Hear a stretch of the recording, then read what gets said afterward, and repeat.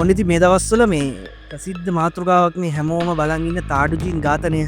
ඉතින් තාඩුජීන් ඝාතනය ගැන එහෙට මෙහෙට නිවුස් යනවා. ඉතින් අපි හිතුවා ඔයගොල්ලන්ට ඒ හා සම්බන්ධව ටිකක් එහෙට මෙහෙට ගියපු නිවුස් එකක් ගැන කියන්න. ඉතින් මෙන්න මේ වගේ තමයි ටයිටල් එක තියෙන්නේ. තාඩුජීන් ඝාතනය ශිරන්ති දෙසට කැරකේ. සිරිලිය ඩිෆෙන්ඩරයත් තාඩුජීන් පසුබස. මේ තමයි ටයිටල් එක තියෙන්නේ. බලමු වැඩිදුරටත් මොනවද මේ නිවුස් එකේ සඳහන් වෙන්නේ කියලා.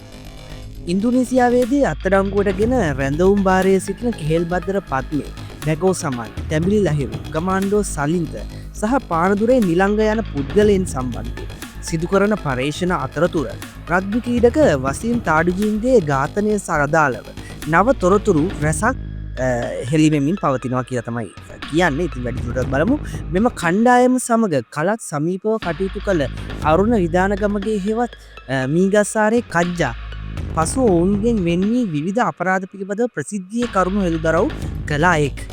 ඔහු පසුගිය පෙබරවාරි 18 වෙනිදා ඝාතනයට ලක් වුණා. මීගස්සාරේ කජ්ජාගේ ඝාතනය සඳහා අවශ්‍ය වූ ගිනි අවිය තමන් විසින් ලබා දුන් බවට දැනට අත්අඩංගුවේ සිටින සම්පත් මනම්පේරි අනාවරණය කළා තියෙනවා. මේ අතර මීගස්සාරේ කජ්ජාගේ බිරිඳ අපරාධ පර්යේෂණ දෙපාර්තමේන්තුවට වෙත ප්‍රකාශයක් ඉදිරිපත් කරමින් වසීම් තාජුදීන් ඝාතනය පිළිබඳ නව හෝඩුවාවක් හෙළිදරව් කළා තියෙනවා. තාජුදීන් ඝාතනයට ලක් වූ දින ඔහු පසුපස ආ පිරිස අතර මීගස්සාරේ කජ්ජාද සිටින බව ඇය CCTV දර්ශන මගින් මේ හඳුනාගෙන තියෙනවා. ඒ කියන්නේ තමන්ගේ මහත්යව CCTV දර්ශන වලින් ඇය හඳුනාගෙන තියෙනවා.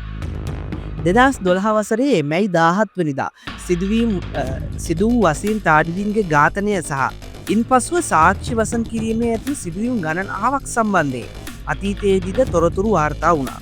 2018 වර්ෂයේ 20 වෙනිදා CID අධිකරණයට වාර්තා කරේ සිරිලිය සවිය පදනමට අයත් WPKA 0642 දරන ඩිෆෙන්ඩර් රථයක් වසීම් තාජුදීන් පැහැර ගැනීමට යොදාගෙන ඇති බවයි. තාජුදීන්ගේ ඝාතනය හා සම්බන්ධ වී ඇතැයි පැවසෙන ශිරන්ති රාජපක්ෂ භාවිතා කළ බව පැවසෙන ඩිෆෙන්ඩර් රථය ගමන්ගත් පුද්ගලයන් පිළිබඳව තොරතුරු හෙළිදරව් වූයේද මීගස්සාරේ කජ්ජාගේ වැන්දබු බිරිඳගේ ප්‍රකාශය මගින්.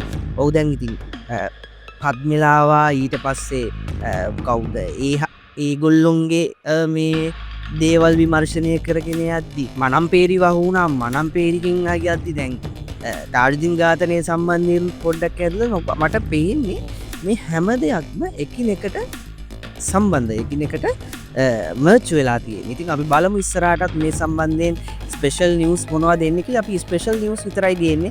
ඒකින්ද LK+ YouTube channel එක අනිවාර්යෙන් subscribe කරන්න. ඒ වගේම bell icon එකත් click කරන්න අමතක කරන්න එපා.